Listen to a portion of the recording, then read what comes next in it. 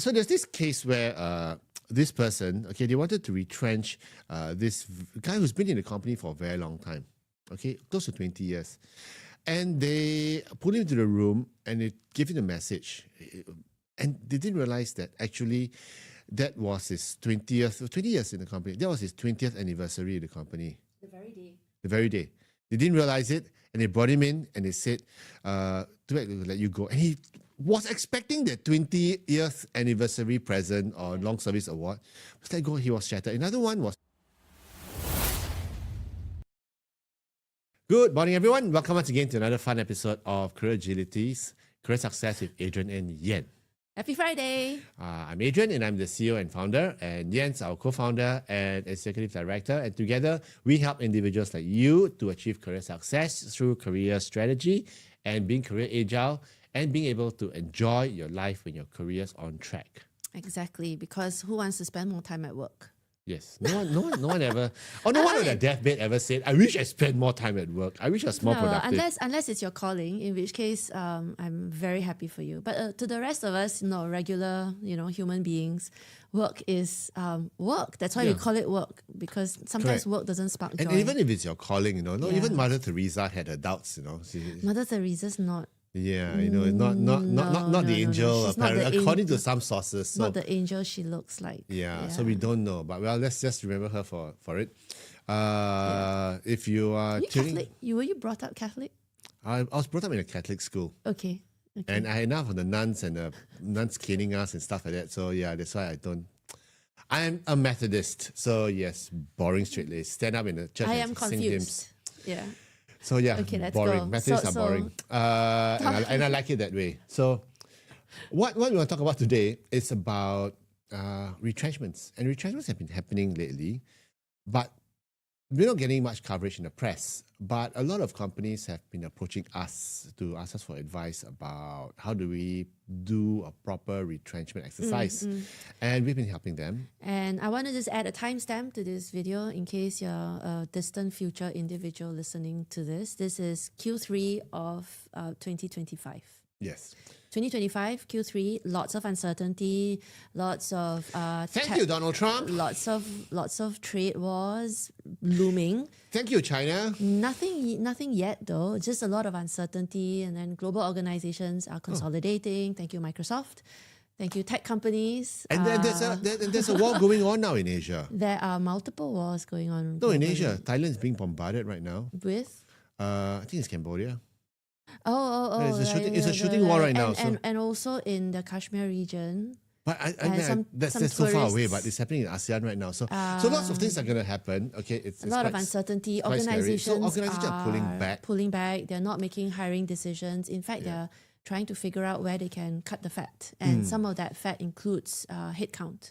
So if you're in HR and you're listening right now, there are certain things we need to watch out for, because there are mistakes that companies make when they are retrenching staff. And if you are not HR, you're welcome to tune in as well to listen, because some of the stories can be quite scary, can be quite amusing in hindsight. And I still think it's relevant if you're in a senior leadership position, finding yourself in a situation where you are deciding whether or not to cut headcount.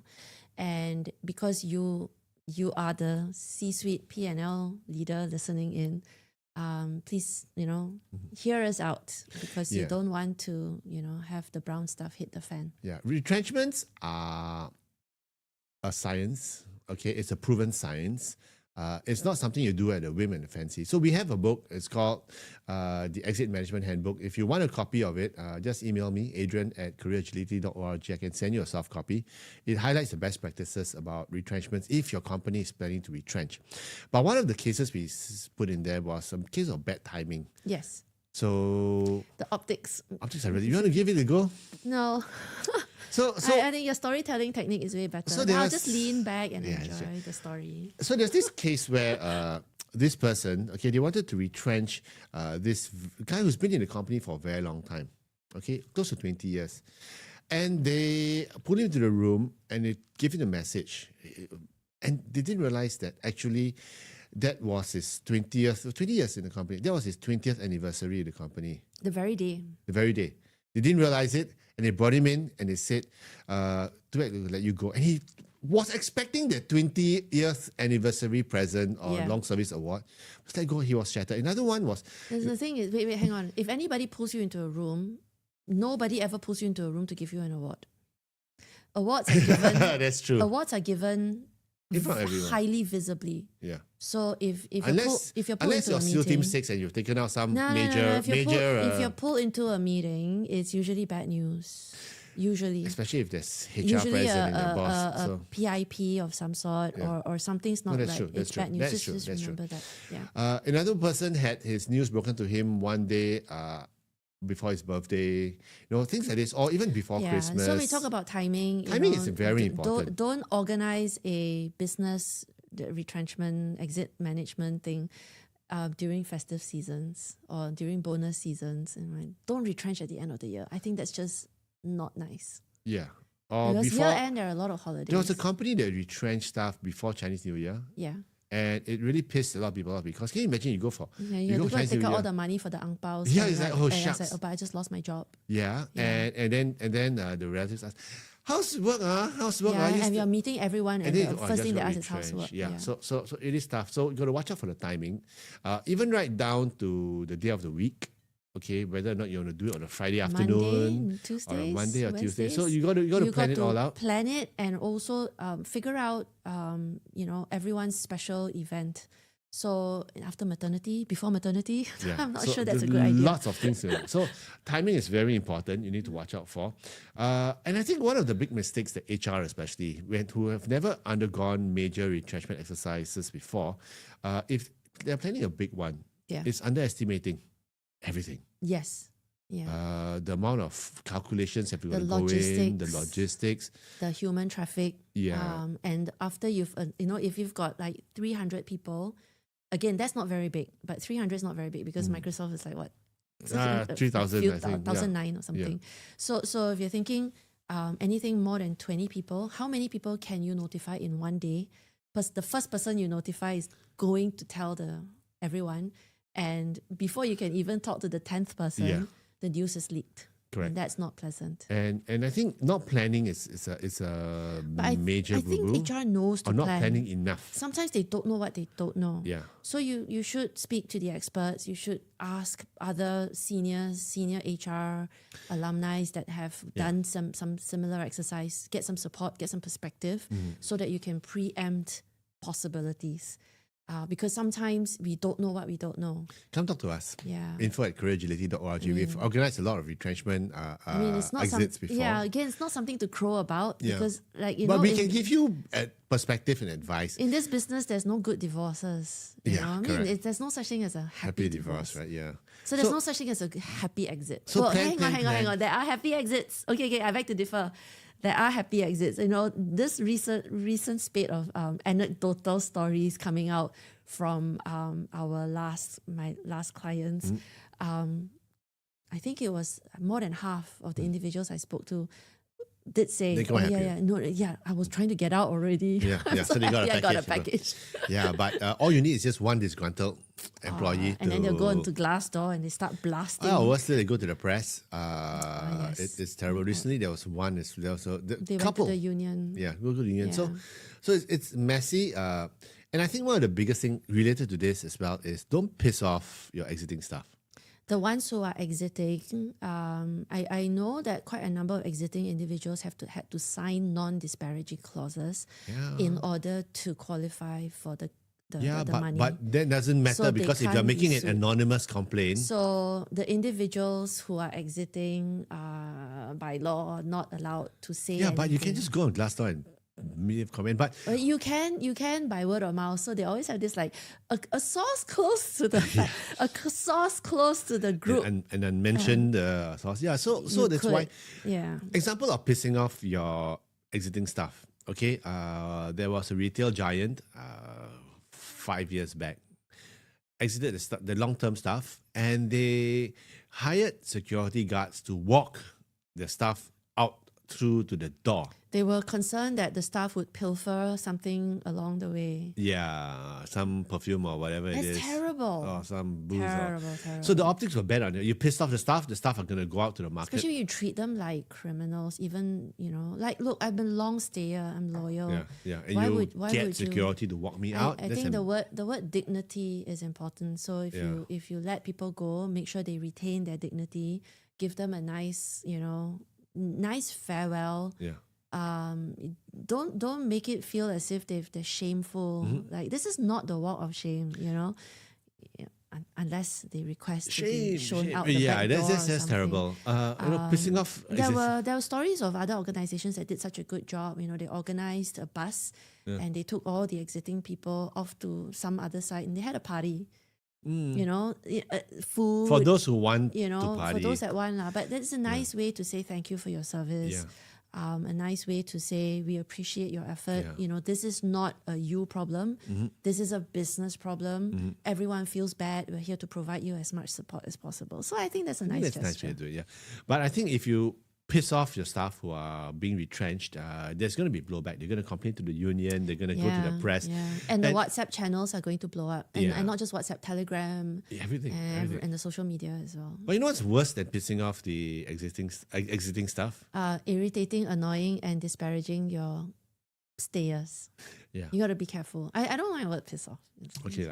But Pissing off. irritate them. So there was, annoy them, we were anger mentioning them. earlier, there was this case. There was this London bank that retrenched a whole bunch. This was way back when, retrenched a whole bunch of staff due to cost Due constraints. to cost. Cost constraints. Yeah.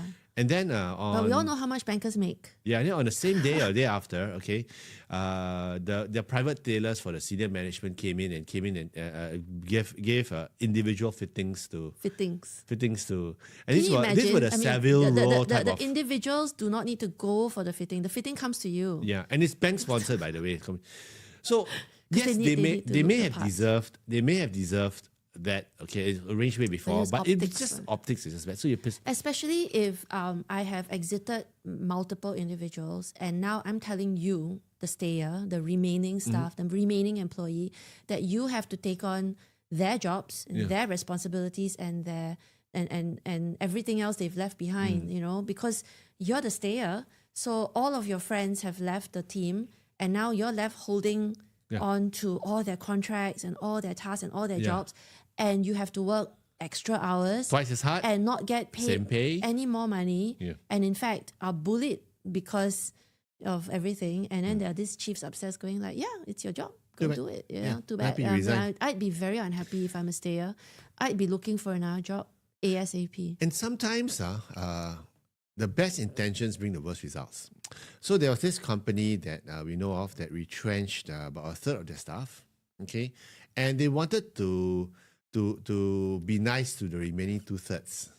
And they decided to give out bonuses to these 2/3 of the staff. Gosh, Okay. the survivor's guilt. The survivor's guilt for the remaining, they said, I thought you said we not have enough money. He said, yeah, but just to keep you guys, we want to retain you guys. We're going to give you a retention bonus. And the people I spoke to, they say feels like blood money taking it. It's just terrible. Yeah. This could have helped them. You could Yeah. have. And the thing was, the company gave a very small payout to those guys. But the guys were saying, so I think optics, once again. Optics, but in reality, it's a different budget. It's a different budget. It's a completely different budget. But the optics is that. because the bonuses would have been accrued. Or Yeah. maybe it's been set Yeah. aside as an intention for recovery. Yeah. And then there's a separate budget for exits. Yeah, and it was within the same period. So okay? timing, It was back to too your close. original point about It's too close. timing, it's too If it was close. 6 months down the road, it's not too bad. Maybe it's maybe different. might not be so bad. Yeah. But the design was, we want to encourage the stayers to do so. In reality, it's still the left and the right pocket, isn't it? Correct. Yeah. But the worst thing is, if you piss off, if the people who are remaining see that you've treated the people that are leaving badly, they're gonna leave as well. They're flight risks. Yeah, They're huge flight flight risks risks. because they know that management cannot be trusted. Yeah. Management is not on our side. And if a better job comes along, I'm out of here. Yeah. So it all falls back ultimately on to the performance of the company, the retention, and it reflects on the leadership team. So If you're in HR, please plan a better recovery. If you're in a leadership team, come talk to us. Change management is huge. Yeah, we need to sit down and have this discussion. And it's never too early to plan, because if you are looking at even a 30% exit, it'll take you at least 3 months plus to plan for it properly. Yeah, Okay, it's yeah. huge. Let alone if you're letting 500 people go or 1,000 people go, Yeah, that's even yeah. more complex. And of course, there are certain bad behaviors that we hear a lot of, where people are forced or pressured to resign so that they don't get a payout. Yeah. The tough yeah. app and all those guys are So going to be there on you like are- white on rice. There are a lot of, Yeah. I mean, but if you're a senior management and you're thinking about restructuring and doing change within the organization, and you're trying to figure out what's the best way to manage your headcount, come talk to us. Come up to us. Once again, info@careeragility.org. And Serious topic for a Friday. Yeah, it is. Let's end on a happier note. What are you planning this weekend? I'm gonna Plant more trees. it's pumpkin season at my place, so I've got a couple of male, female flowers I need to hand pollinate. When am I getting a pumpkin? I've worked with you now 7 years. I Yeah. have not received a single pumpkin. Yeah. That means your Because- pumpkin patch is not that great. No, Because I- whatever you have to eat. And it barely feeds you. Yeah, benefits my dog. My dog's the one who's eating all my pumpkins Your up. dog eats pumpkins? Yeah, he loves pumpkins. I don't eat pumpkins. Raw, cooked? We cook it together. in the way. You cook for your dog? I cook for my dog. Yes, Okay. I cook for my dog. Spoiled dog. Wow. Dumb dog. I think your but dog it's gets gonna better be, food it's than gonna your be, kids. No, not true. But he does get more nutritious food than the kids. You're right. Actually, he gets really good stuff. Anyway. And it's pumpkin season, so I'll be growing more stuff, and I think it's gonna be fun. I should send pictures. It's gonna be before any harvesting happens. It's gonna be at least three to 4 more months. So it's gonna Yeah. be a while. Stay the course, guys. Take time for yourself. Have a good weekend. When things get heavy, look for something fun to do. Yeah, or reach out to us. In the meantime, keep coming and career on.